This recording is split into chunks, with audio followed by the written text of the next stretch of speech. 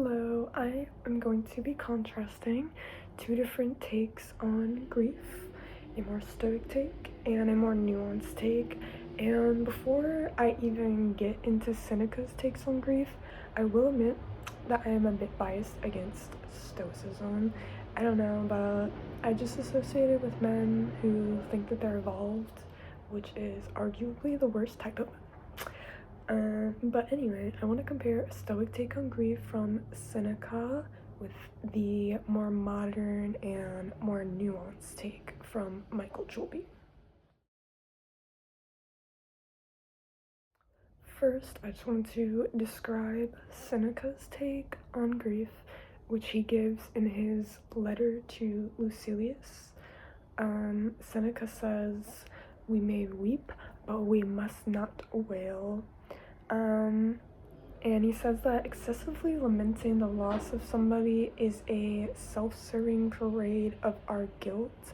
And he also reminds us that grief will eventually go away, and we shouldn't pressure ourselves to mourn or draw out the process any longer than it needs to be.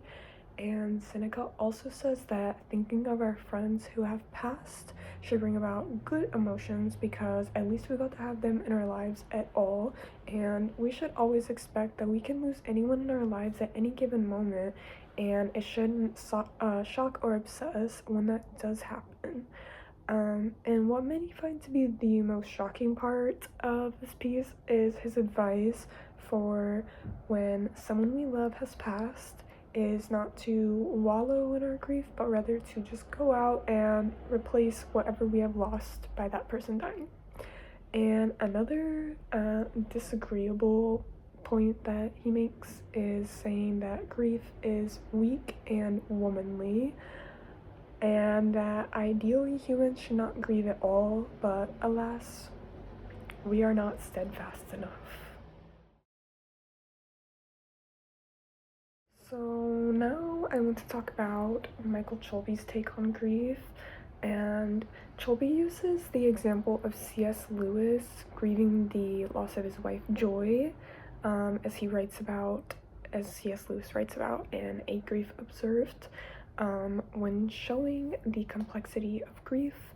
And Chulby describes C.S. Lewis's experience as a cavalcade of emotions. He feels not only pain and sadness, but also fear, confusion, lethargy, embarrassment, and he even questions his religious beliefs. And contrasted to Seneca, Chulby points out that it would be unwise or even pathological for Lewis to not grieve his late wife, arguing that grief is painful, but is also essential and in some elusive way good.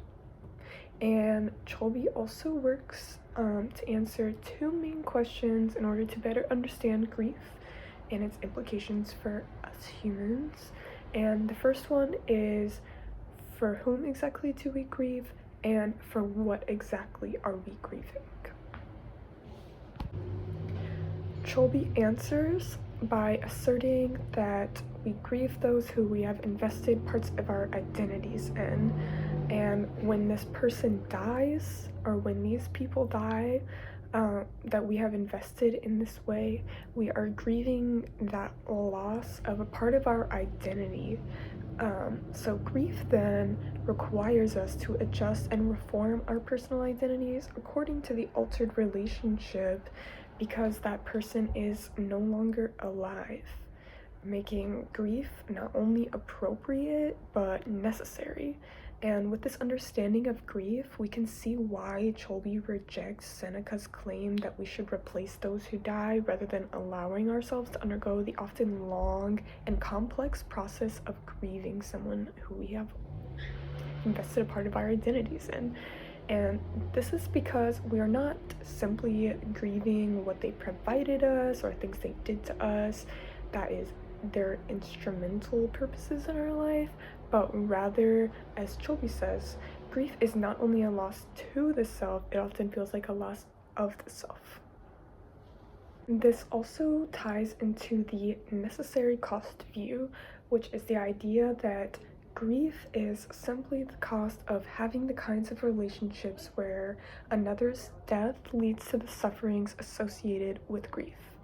And Cholby explains that this is a bit of an oversimplification of grief. It is necessary and meaningful in order to fully process the loss of a part of our identity.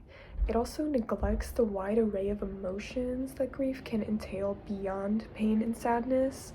And it's also not uncommon for grieving people to seek out the negative feelings associated with grief. For example, C.S. Lewis would often go to places after Joy's death that the two would often go to together.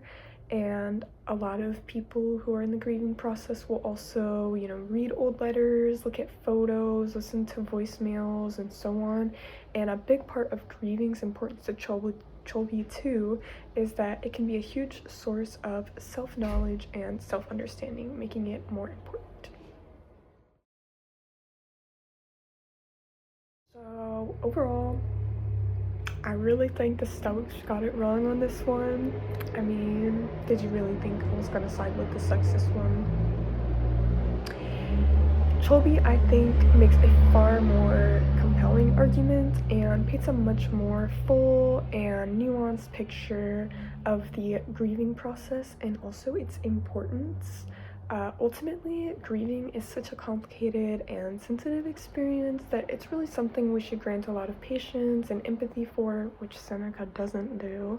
And I think acknowledging how different grief is depending on the individual experience is also very important, considering who's experiencing the grief, who they're grieving. Specific contexts are so important, and grief really can come in so many forms.